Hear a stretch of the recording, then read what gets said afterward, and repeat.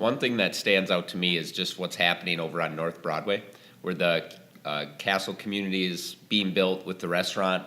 There's space also being developed in the area just across the street. And so I just think that's exciting, and I'm excited to see what the future brings for that entire area.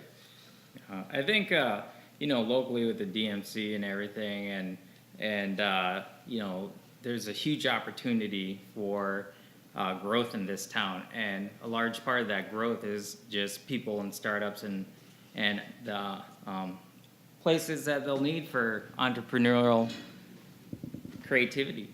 Start off with just kind of the name. So people often will be like, well, China Hall, what is that?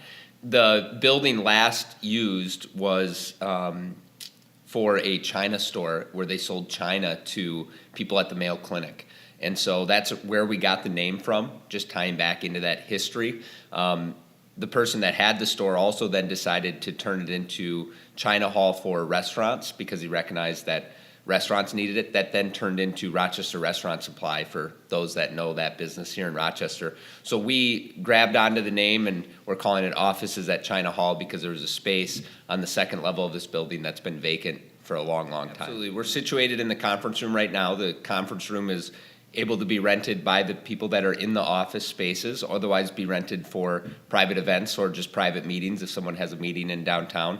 Just off of the conference room, it's a large kitchenette area and kind of common area, also for open co-working space for those that maybe want to just come and work for the day or want to have just an open floor plan similar to other co-working spaces that are in the community, such as Collider. And then as you work past the awesome kitchenette area, we have one of those refrigerators that has a TV in it. That was Pete's idea. No, that was his. And you work past that, you have 6 private offices, and those are all able to be rented by businesses or a group of businesses coming together to rent an office. I would say comfortably they could fit 2 people.